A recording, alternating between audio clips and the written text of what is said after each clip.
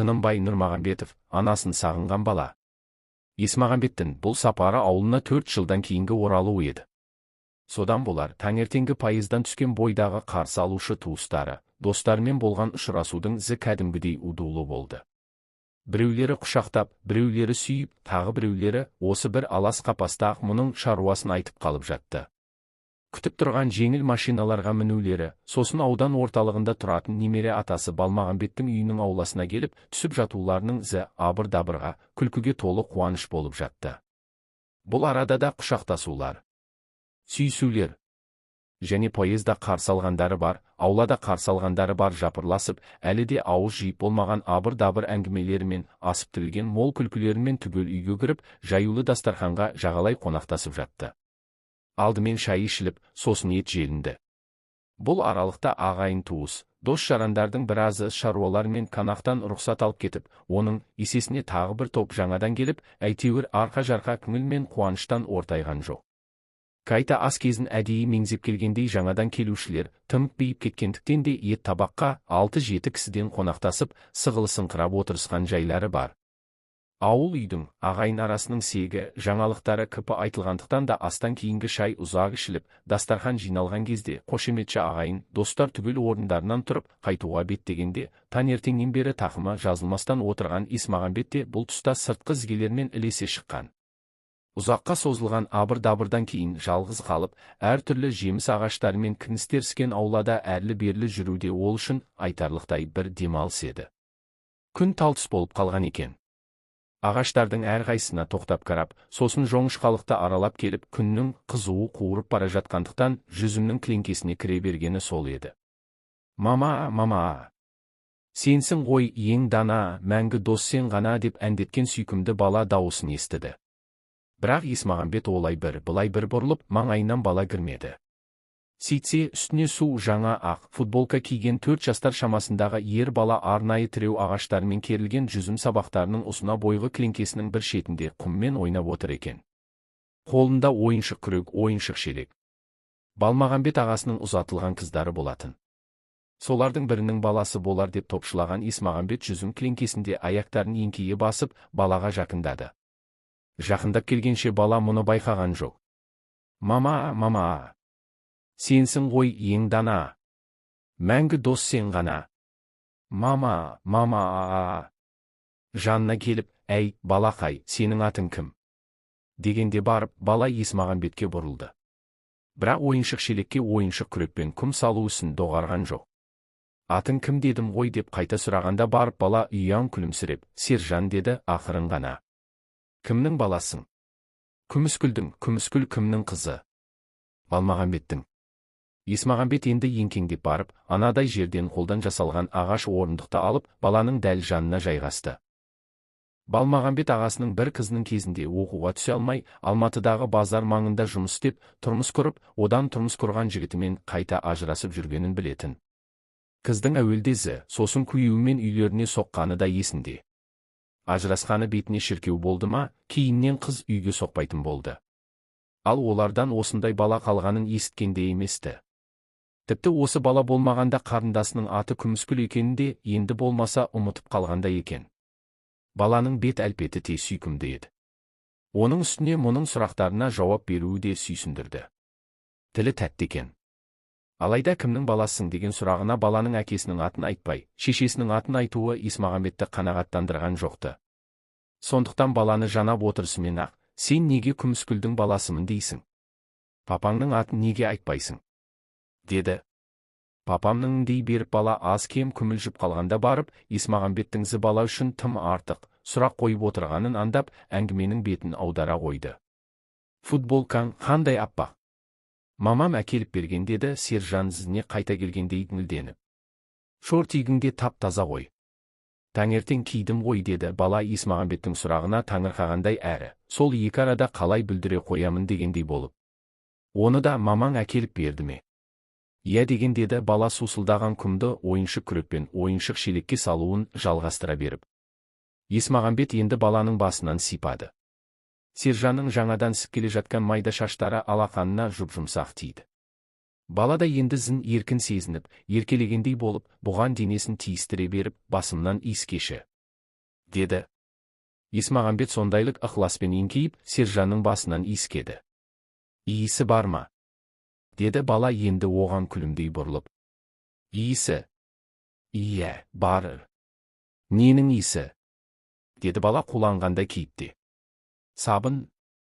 Әтір сабынның? Иә, саған. Енді ненің иісі? Шампунның иісі ғой, деді бала, соны да білмедің бе дегендей сықылықтай күліп. Сонда сен басыңды күнде шампунмен жуасың ба? Деді Есмағамбет баланың басын қайта сипап отырып. Мен емес, әжем. Әжең жуып берді ме? Иә дегенін күнде ме? Жоқ, сіз келетін болған соң жуды ғой. Мына үстімдегі жаңа футболка мен шортикті де сіз келетін болған соң кигізді. Есмағамбет шешіле селеген баланың жүзіне қарап отырып, кеңкілдеп күлді. Егер мен келмесем, сіз келмей тұрғанда басым биттеп кеткен. Сосын шашымды атам ұстарамен қырып тастады ғой. Есмағамбет тағы күлді. Күліп отырып кәдімгідей таңданып, биті несі? Деді. Бит болған соң осы сәтте Есмағамбеттің тіптен кездеспеген тағы бір ағайындары даңғырай селеп аулаға кіріп келе жатты да, бұлардың әңгімесі оқыс үзіліп қалды. Кешкісін ыстық басылған шақта Балмағамбет кемпірі Мейіркүлмен екеуі тамның кілеңкесіне құдықтан су әкеліп сеуіп, орындықтар қойды да, Балмағамбет пен Есмағамбет зара әңгімелесіп, Мейіркүл кешкі ас қамымен болып кетті. Ересектердің әңгімесі кезінде үш аяқты велосипедімен әрлі-берлі зырлап жүрген Сержан, кенет ірістен сиыр келіп, Балмағамбет сол сиырдың әуресімен тұрып кеткенде барып, осы сәтті аңдып жүргендей ол Есмағамбеттің жанына келді. Түс кезінде болған әңгімеден кейін баланың бойы үйренгендігі болар, еркін. Әңгімені де ізі бастады. Сен Алматыдан келдің бе? Иә, Алматыдан келдім. Менің мамам да Алматыда, деді бала еркінсіп, еркелегендей денесін Есмағамбеттің денесіне тигізіп тұрып. Білемін ғой, менің мамамды танисың ба? Неге танымаймын, танимын. Мамаң біздің үйде әлденеше рет болды ғой. Сен менің мамамды білетін болдың ғой дегендей, баланың көздері күлімдеп тұрып, кішкентай саусақтарымен Есмағамбеттің білегінен ұстады. Шашынан сипады. Ал сен мені білмеуші ме едің? Мен де атаңмын ғой. Білмеймін, деді бала бірден мұның білегінен зінше қысып қойып. Мені кірген жоқсың ғой. Әжем айтқан, атам айтқан, мамам да айтқан. Есмағамбет баланың басынан сипады. Тағы да иіскеші, деді бала осы сәтте сықылықтап күліп тұрып. Есмағамбет баланың басынан құшырланып иіскеді. Оның осы ықыласы да сезімін қозғағандай бала жайнап, қуанып кетті. Шампунның иісін енді білдің бе? Білдім, бұрқырап тұр. Бұрқырап тұрма. Әлі иісі кетпеп пе? Есмағамбет мейірленіп кетіп, баланың бетінен сүйіп, қатты қысып құшақтады. Сосын шын ықыласымен, Алматыға барасың ба? Деді. Есмағамбет осылай деген кезде, бала рас айтып тұрсын ба, әлде тірік пе дегендей жалт бұрылып оның көздеріне ұзақ қарады. Сосын сенгендей болып ақырын ғана, барамын, деді де күрсінді. Баланың күрсінгені соншалық ауыр болды ма, әлде солай қабылдады ма? Есмағамбет те қатты толқып кетіп, баланы қайта құшақтады. Бұл жолы оның бетінен әлденеше рет сүйді. Сүйіп болып Сержанның бетіне қараса, баланың екі көзінен жас сорғалап тұр екен. Ізінің де кімейіне кісік тығылып, толқып, тебіреніп ол жалпақ алақанымен баланың арқасынан қағып отырды да, мен сені Алматыға алып кетемін, деді сеніммен. Сержан бұл жолы атасының зін алып кететіндігіне шүбәланған жоқ. Сондықтан ашық жарқын күйде, қашан кетеміз? Деді бірден. Ертең ауылға барып қайтамын. Арғы күнгі пойызға мінеміз. Бала жіп-жіңішке саусақтарын кезек бүгіп тұрып, бүгін. Сосын ертең. Сосын арғы күн. Сонда кетеміз ғой. Кетеміз, баланың қуаныштан есі шығып, екі беті ерте піскен алмадай алабұртып тұрды. Сосын мен мамам әкеп берген шалбар мен топлиімді киемін, деді кенет қиял қанатына мініп алғандай биікке қарап, елеуреп тұрып. Есмағамбет те оны қостай түсіп, осы футболкаң жарар дей беріп еді. Бала оған екі беті алаурап, көздері оттай жанған күйі жалт бұрылып, мамам әкелген қып-қызыл гүлдері бар көйлегім ше дегені. Соны кимеймін бе? Мамам әкеліп берген ақ сызықтары бар қара костюмім ше. Оны да киемін. Мамам айтқан. Алматыда жаз кезінде де түн суық болады деп. Баланың осынша зеректігіне тәнті болып, Есмағамбет Сержанды қайта құшақтады. Бала енді арман мақсатына жеткендей илеулеп тұрып, сосын екеуміз базарға барамыз ғой деді тағы да. Базарға неге барамыз? Онда мамам бар емес пе? Иә, мамаңа барады екенбіз ғой. Мамамды тауып алсақ әр жағында папамды іздемейміз бе? Олар базарда бір-бірінен адасып қалған ғой. Өйткені базар үлкен. Мамам айтқан Алматының базарының мына шетімен ана шетіне көз жетпейді деп. Құжынаған халық деп. Мамасы мен папасы жайлы баланың шабыттанып айтқаны сондай, осы қалпында пойызға қазір мініп кетердей, тіпті пойызды күтпестен ақ құс болып ұшып кетердей алып ұшқан екпін бар еді. Ол ма, сәлден соң Сержанның көздерінде үлкендігі бұршақтай жас тамшыларының пайда болғанын қайтерсің. Енді Есмағамбеттің өзі іштей қатты састы. Сасқан себебі баланың сезіміне осыншалық әсер етіп, ендігі жерде оны Алматыға алып кете алмаса, ұмытылмас күнә болардай еді, бірақ алып кетсем, несі бар, алып ақ кетемін. Мамасына табыстаймын. Тіпті біздің үйде де жүре береді. Онда қандай қиындық бар? Деп өзін-өзі жұбатып барып, көңілі тынғандай болды. Ол Сержанды кеудесіне тарта құшақтап тұрып, мамаң келді ме? Деді сәлден соң. Келді, қашан? Анау жазда. Жаз енді болды емес пе деп Есмағамбеттің түзеткісі келіп тұрды да, тағы да үндемеді. Шамасы, Сержан үшін көктем де жаз, жаз да жаз секілді. Мамам мынадай күн болды деп бала екі саусағын шошайта беріп, енді әңгімені өзі жалғастырды. Мына күні пойызға мінді деп сосын үшін саусағын шығарды. Мамаң не деді? Мамам ба? Мамам, баланың көздері күлімдеп, бұған еркелегендей оңды-солды қисалаңдап тұрды да, ештеңе деген жоқ деді қуланып. Сонда саған ештеңе айтқан жоқ па? Мамам ба, мамам? Жоқ, айтпады. Бала көздері күлімдеген қалпы енді Есмағамбетті құшақтап жатып сықылықтап күлді. Мамам ба, мамам не дегенін ұмытып қалдым деп өзгеше қылық тауып, мұның мұртына бетін басты. Тікен сияқты да деді бала сосын сықылықтап күліп және сөйтіп тұрып ақ, Есмағамбеттің тікірейген қап-қара мұрттарына екі бетін кезек-кезек басумен болды. Сосын бала өз-өзінен күлкісін тыйып, Есмағамбеттің көйлегінің түймелерін шұқылап отырып, мамам кетерінде бетімнен сүйді деді, ақырын ғана бұған өзгелерден ұрлап айтқандай болып. Сосын сол сүйді. Сосын бұрылып кетіп бара жатқанда мен, мама, тағы бір сүйші дедім. Сосын ол қайта бұрылып келіп, бетімнен тағы да сүйді. Сосын не болушы еді? Бұрылып келіп сүйгеннен кейін, ол қатты жылап қалды. Әжем де жылады. Мен де жыладым. Атам ғана жылаған жоқ. Мамам сосын ол кетіп қалды. Өйткені мінетін пойызының уақыты болып қалған. Мамам кеткен соң, жеміс ағаштарын аралап жүріп атам да жылады. Ол солай үнемі жұрттан жасырып жалғыз жылайды. Ал мен оны бәрібір біліп қоям. Бала осылай деп көздерінің жасы дөңгеленіп тұрып, атасы мен әжесі сиырлармен әуреленіп жүрген қора жаққа бір қарап алды. Кенет қайтадан Есмағамбетке еркелеп, мойнына асылып, сосын дей береді екенсің деді. Мұң мен қуаныш аралас көздері жасаураған күйде жалт-жұлт қарап. Мынадай әңгімеден кейін Есмағамбеттің өзі де толқып қалды. Бір жағынан балаға осындай құпия сырын айтқызғаны үшін ыңғайсызданды да. Енді ол әңгімені мүлдем басқа жаққа тезірек бұрып жіберуге асығып, Алтаяқ атанды білесің бе, Аязбай атанды білесің бе, Кертұмсық атанды білесің бе деп жақын туыстар жайын сұрап кетіп еді. Бала бәрінде көріп жүрген, білетін болып шықты. Бірақ Аязбай атамды жақсы көрем деп ерекше таңдау жасады. Неге? Деді Есмағамбет аз кем таңырқап отырып. Өйткені ол балмұздақ сатып әперген. Мынша реттеп бала екі саусағын шошайтты. Өзгелері балмұздақ сатып әпермеді ме? Жоқ деп бала басын шайқап кіржиді. Кіржиюі, олар балмұздақ сатып әперуді қайдан біле қойсын дегендей менсінбеу еді. Балмағамбет атаң ше? Ол сатып әпермек түгілі тамағың ауырады деп ұрсады. Бала бұл атамды да қойшы дегенді аңғартқандай тағы да кіржиді. Ендігі жерде балмұздақ мәселесі Есмағамбеттің өзінде ойландырып тастады. Ол қозғалақтап, сипаланып, шалбарының екі қалтасын кезек тінтіп жатып, Сержан, бұл маңайда балмұздақ сататын дүкен бар ма деп қалды. Бала да Есмағамбеттің осылай деуін ғана күтіп тұрғандай, анда бар. Мында бар.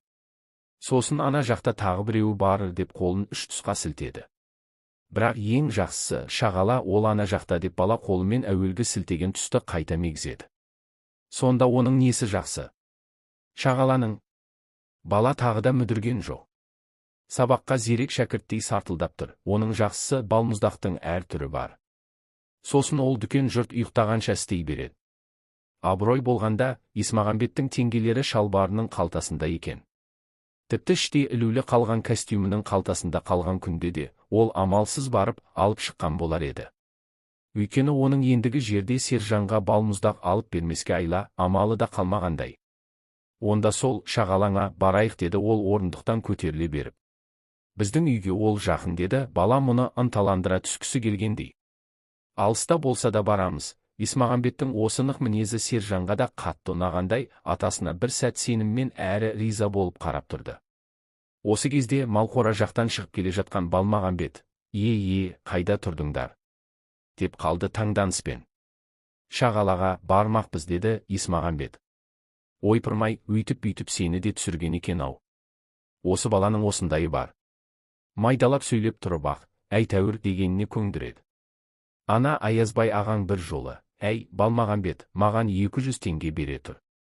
Мына балаға қарыз болғанша бұл дүниеден саған қарыз болып кетейін деп 200 теңге алғаны бар.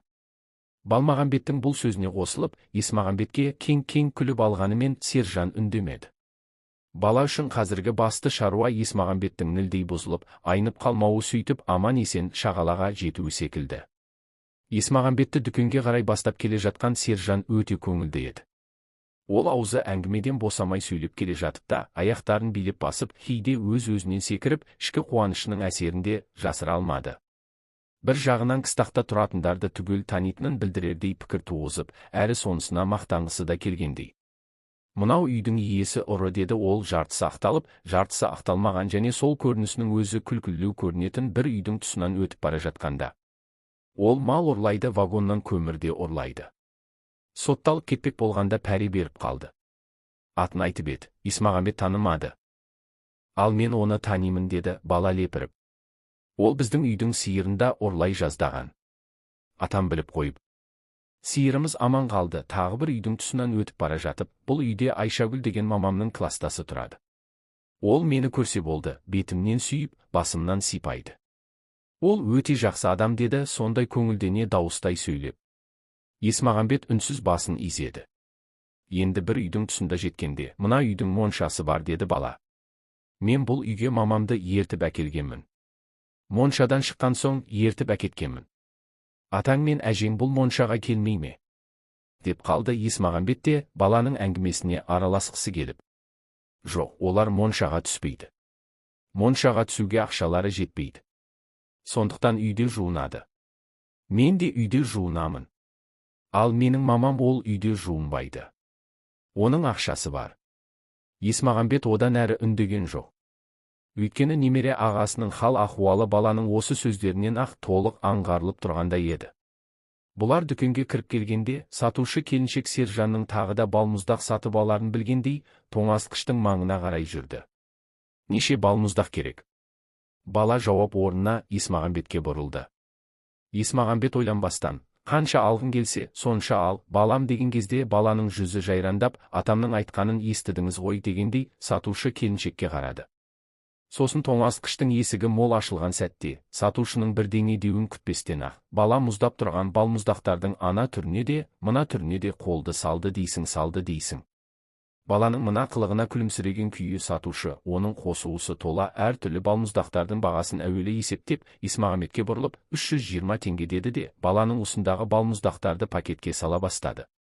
Сержанның қайтар жолдағы көңіл күйін тойға бара жатқандай, әлде тойдан келе жатқандай десе де болар еді. Қолында етегі жерге сүйретілген, балмұздақ салынған көк пакет. Аузындағы сөзді біреу тартып әкетердей асығып аптығып сөйлейді. Мен мұның қазір біреуін ақ жеймін, онда да тарелкеге салып ертіп. Қалғанын тоңазытқышқа саламын деді ол асып-тасып сөйлеп келе жатып, ертең таңертең тағы біреуін. Күн әбден ысыған кезде тағы біреуін. Сосын арғы күні дей беріп бала тоқтап, Есмағамбеттің бетіне қарады. Арғы күні пойызға мінеді екенбіз ғой. Иә, ол күні Алматыға кетеміз ғой деді, Есмағамбет те күндізгі айтқан уәдесі есіне түсіп. Сонда сен балмұздақтардың қалғанын қайтпексің? Атаң мен әжеңе беріп кетесің бе? Жоқ, олар балмұздақ жемейді ғой. Бұл жерде кәрі кісілер балмұздақты қолдарына ұстамайды да. Сондықтан мен қалған балмұздақтарды Сағынай деген досыма беріп кетемін. Әрі көрші бір үйден кейін тұратын. Оның балмұздақ сатып әперетін аталары да жоқ. Тіпті мен оған Алматыдан келген атам сатып әперді деп, қазір-ақ біреуін берсем де болады. Дәл осы сәтте Сержан шын бақытты еді.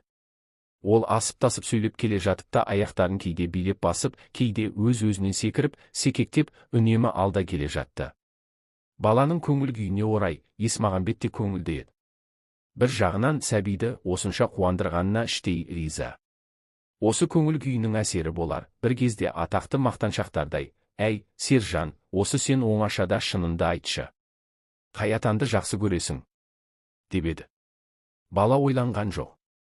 Тіпті Есмағамбет атасының осы сұрақты түбінде бір қоятынын біліп, әзірленген жанша: «Ең жақсы көретінім Есмағамбет атам. Сосын Аязбай атам, ең соңынан Балмағамбет атам», деді саңқылдай сөйлеп. Есмағамбеттің қатты күлгені соншалық, осы сәтте жандарынан өтіп бара жатқан екі әйел бұларға бұрылып қарады да, күлкісін тия беріп, тағы да: «Мені бірінші орынға шығарғаның мақұл-ақ шығар. Балмағамбет атаңды ең соңына тіркегенің қалай?» деп еді. Сержан енжар ғана: Өзі де кейде балмұздақ алып жейтін, теңге берші десем, бермейді. Теңгем жоқ деп. Менің мамам оған уыстап теңге бергенін көрдім ғой. Есмағамбет тағы күлді. Араларындағы әңгіменің көңілді болғаны сондай, күлкі-легі үйге жеткенше үзілген жоқ. Кешкі шай кезінде Сержан Есмағамбеттің жанында болды. Кейде құшақтады. Мойнына асылды. Мұның тікірейген мұрттарына бетін басып, шексілесі қатып күлді. «Атаңның мазасын алма. Баламыз тентек екен деп кетеді ғой», деп мейіркүл тоқтау айтқан болып еді. Үйренісіп алған бала әжесінің айтқанын құлағына да ілген жоқ. Тіпті Есмағамбеттің иығына асылып тұрып, «Түнде сенің жаныңа жатамын» дегенді де ескертіп қойды. Бірақ сөйтіп жүріп, өзі дастархан жиналып болмастан ақтырайып ұйықтап қалды да, ол ұйықтап қалған соң, күндізгі уәдесі есіне түсіп, «Есмағамбет, өзін Алматыға ала кетсем қайтер еді?» деп еді. Ағасы мен жеңгесі қабаттасып өре түрегелгені. «Оны қайтесің, бейнет қылып», деді Балмағамбет. «Барған соң оны Күміскүл сіздің үйден алып кетуі керек. Мамама барамын» деп өзі де қылқылдап бітер. «Сонан соң ол қыз жұмысын істей ме, әлде мұны баға ма?» деді мейіркүл өзінше күңкілдеп. Бұл әңгіме одан әріге созылған жоқ. Поезда шала ұйқылау болып, оның үстіне күндізгі ұрду-дырдудан шаршаған Есмағамбеттің өзі де енді жату қамына ыңғайланған еді. Ертеңгілікте ол кеш оянып, жуынып болған соң, бір ауық жеміс ағаштары арасында серуендеген. Ауа мөп-мөлдір. Және бұл жердің ауасы Алматыныкіндей емес, жеңіл. Оның үстіне терістіктен аздаған леп соғып тұр екен. Сол леп бір жола бойын сергітіп жіберген. Есмағамбет күндегі әдетімен қол аяқтарын қимылға келтіріп, өзінше шынығып жүріп, кенет тағы да Сержанның әдемі үнін естігені. «Мома, мома, сенсің ғой ең дана. Мома, мома». Дауысы сондайлық ерке. Тап бір мамасының алдында шолжаңдап отырған ерке тотай бала секілді. Есмағамбет бұл әнді бұрында көп еститін. Бірақ баланың айтуында сондайлық әсем естілетіндігін аңдауы осы жолы еді. Сондықтан ол баланың әлгі әуенді қайталап айтуында ықыласпен таңдап тұрып, «Өзі қайда отыр?» деп мойнын созып, жан-жағына қарап еді, көрінбеді. Сөйтсе, бала бұтақтары жан-жағына тарбиып өскен өрік ағашының түбінде тағы да ойыншық күрегімен ойыншық шелегіне топырақ салып, ойнап отыр екен де, тарбиған өрік ағашының діңімен айнала селдіреген жоңышқа сабақтары оны жасырып бағыпты. Есмағамбет дәл үстінен шыққан кезде, бала орнынан атып тұрып, арсалаңдап келіп, құшақтай алды. «Сен ерте тұрады екенсің ғой». «Ерте тұрам шалдар құсап», деді бала арсаландай күліп тұрып. «Әлгінде, мома дегенің не сөз, мама демейсің бе?» деп еді. Бала оған да тосылған жоқ. «Менің солай айтқым келеді. Ол менің омам ғой».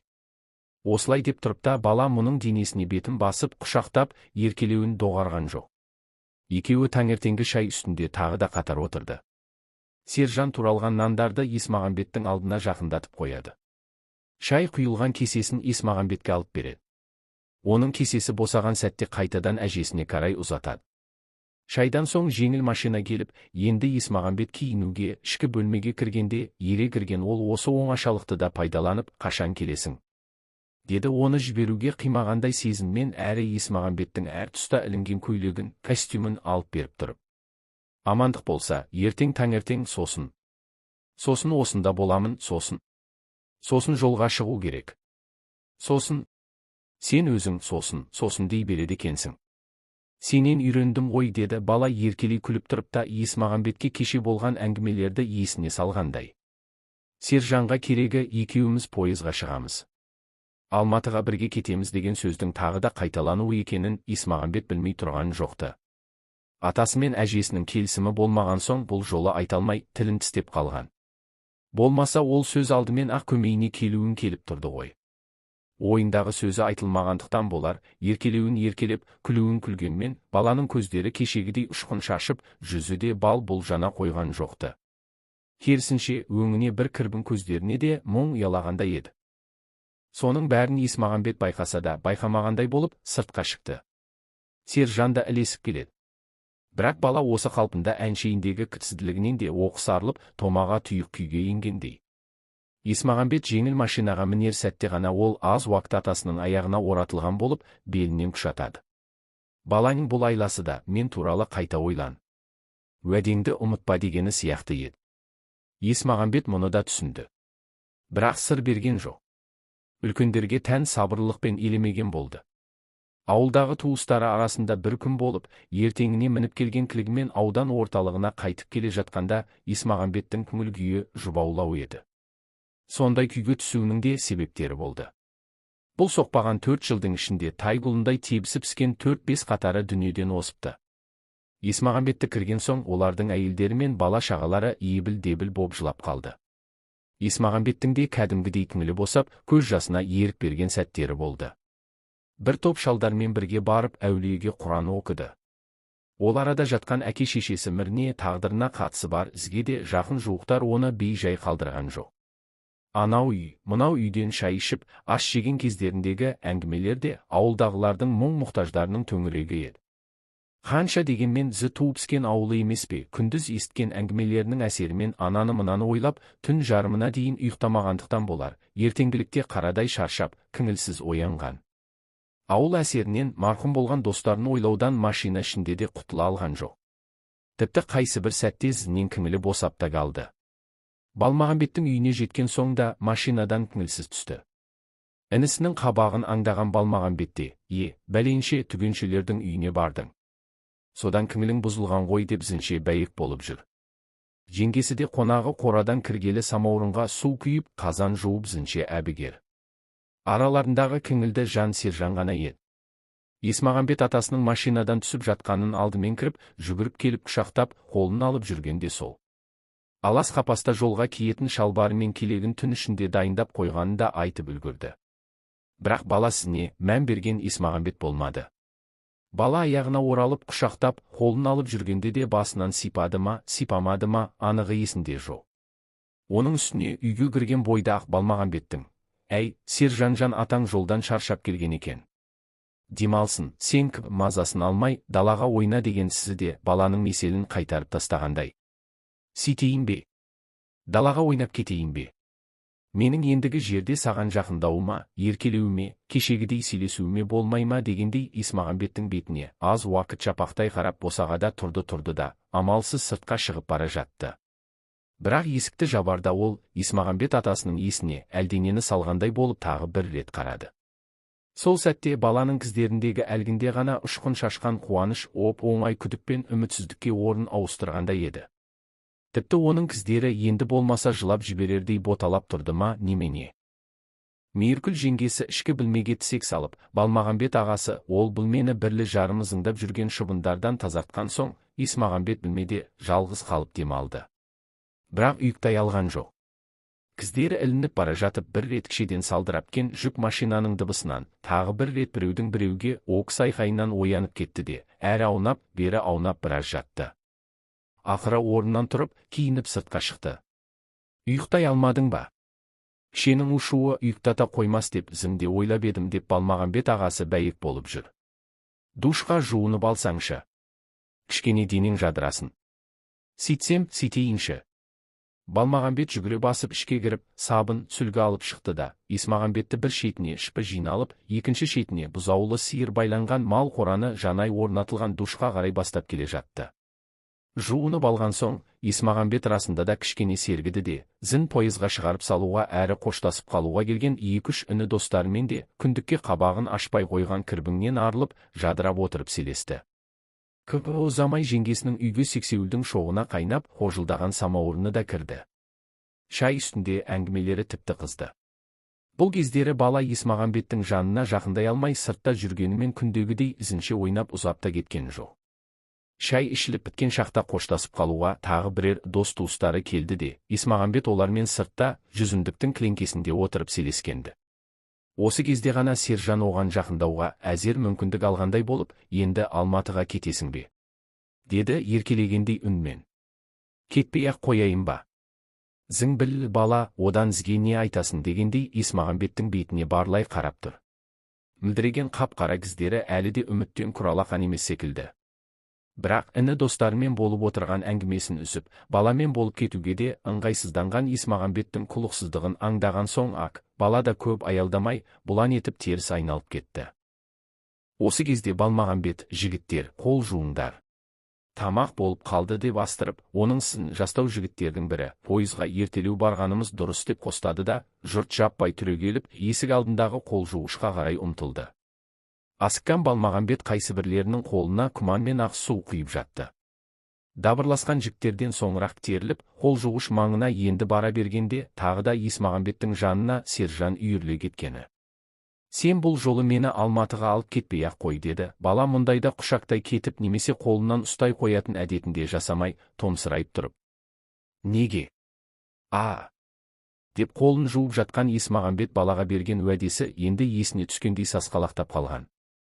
Кейін барасың ба? Тағы бір келгенімде. Бала жауап берген жоқ. Ол тіпті мұның жүзіне де тура қарамай, көздерін әлдеқайда алып қашып тұрды. Сержанмен арадағы әңгімесі одан әрі жалғасар ма еді, әлде қайтер еді. Осы кезде іштен бұл сүртінетін сүлгіні желбірете теріп Балмағамбеттің де шыға келгені. Бала бұлар ет жеген кезде де, еттен соң да, шала-шарпы шай ішкен тұста да кірінген жоқ. Абыр-дабыр әңгімемен оны Есмағамбет те ұмытып кеткенді. Тіпті шығарып салушылар қонақтың чемодан, сөмкелерін теріп, сыртқа шыққан кезде де бала кізге шалынбаған еді. Жұртпен дуылдаса қоштасып, енді жеңіл машинаның алдына отыра бергенде барып Есмағамбеттің кізіне Сержанның түскені. Ол қолына ойыншық күрегін ұстаған күйі, шамасы, ол ойнап жүрген жерінен атып тұрып, жұртқа ілесе кеткен сияқты шығарып салушылардан білек тұр екен. Жүзі алабұртулы. Тікір көздеріне ыза мен мұң ұялағандай. Бірақ жанарын аудармай Есмағамбетке тесірейе қалған. Сол қалпында ол, ақыры мені ертпедің бе? Берген уәдеңде тұра алмадың ба деп тұрғандай еді. Есмағамбет кабина ішінде, осы балаға да қайта түсіп, бірдеңе деуім керек береді. Десем, не деуім керекзі? Деп ойланып отырғанда жанына келіп жайғаса берген кілік иесі, інісі машинаны от алдырып та жібергені. Машина жылжи берген сәтте ақ жапырласа қол теріскен топтан білінген бала тап терезенің тұсында ілесе жүгіріп келе жатты. Ыза мен мұң ұялаған көздері енді ашуын қоса шашып, ұшқындап тұрғандай тікірде сесті. Кеттің бе? Ақыры мені алдадың ба деп келе жатқандай ма-ау? Есмағамбеттің міріндегі баладан жасқанғаны да осы шығар. Ойпырмай, осы бала. Тоқтап, бізіне кішкене басу айтып, жұбатып кетсем бе екен? Деп іштей ойлана бергені де сол еді. Кілікте бірге отырған достарының бірі бала кездерін еске салатындай жаңа бір әңгімені бастай бергені. Соларға бірдеңе айтуға оқталып, жүгіріп келе жатқан баладан жүзін бұрып құтылды-ау, әйтеуір. Тіпті баланың машинамен қанша жарысқанын да аңдай алмады. Өйткені вокзалға жеткенше ол кілік ішіндегі достарының әңгімесінің қызығымен болып отырды.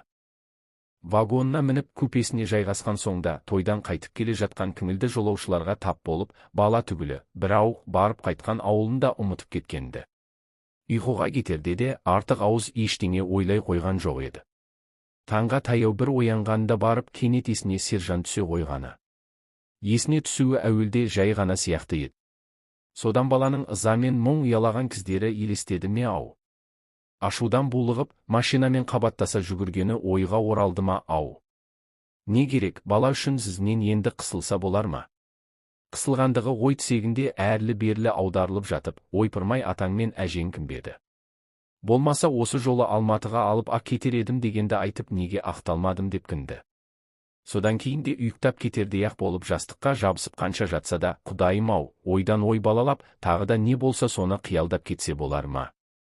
Енді елге 3 жылдан кейін келемін бе, әлде 4 жылдан кейін келемін бе, әйтеуір, келемін ғой. Сонда 7-ге, яки 8-ге толған бала маған қандай кібе, өшпенділікпен қарайды деші. Кешірімді болып, осы жайдың бәрін ұмытып кетсе жақсы. Дықшыл болса, ол бала азамат болғанша одан әрі ақсақалды, ақ, шашты шал болғанша ұмытпастай-ақ іс жасадым-ау. Ойларының ауырлығынан шығар, бір сәтте Есмағамбет кезі жатқан купе іші де үрейлі сезінді. Пойыздың доңғалақтары да мұны өңмеңдеп қуып келе жатқан әзірейілдей. Тіпті сержан осы пойызбен де қабаттаса жүгіріп келе жатқандай көрініп, отағасы орнынан тұрып, купенің терезесінен қараңғы далаға бірау қарап отырғанына не дерсіз? Тойдан қайтып келе жатқан кішілерінің қалың ұйқыда жатқаны да абырой болды. Болмаса таңданар еді. Күлер еді. Бәлкім, Есмағамбеттің ақыл есіне секемденуі де. Содан тсегіне қайта жатты. Қайта жатып та ұйықтай алсашы. Ойпырмай, қаршадай баланың кіңіліне келер іс жасадым екен деп осынша әбігерге түскенін қалай. Деп зінзі кінәлап та, жұбатып та кірді. Бәрібір ұйқы жоқ. Ал не істейсің? Ұйқы орнына сержанның жүзі бірде еркелеп жақсы кіріп, енді бірде сұп-суық әрі тоңкеріс күйде елестеп есін шығарды. Таңатарда барып кізілінген екен. Тағы да сол сержанның әнінен оянып кетті. Ма-ома. Сенсің ғой ең дана. Мәңгі дос сен ғана, мома. Құдайым-ау, дүниеде сәбидің дауысынан әдемі сәбидің дауысынан тікен мұңды әуен бар мазы. Деді ол ұйқылы ояу күйде де, бала алдында кінәлі боп, мүлдем жеңілгенін білдіргендей, басын оңға бір, солға бір бұрып, сонда да жай таппағандай мазасы кетіп жатып. Пойыздың дүрсілдеген доңғалақтары да зін ентелей қуып келе жатқан баланы еске сала берген соң, тағы да түрегеліп отырып, терезеден сыртқа ұзақ қарамақшы еді. Бұл жолы кішілерінен қысылды.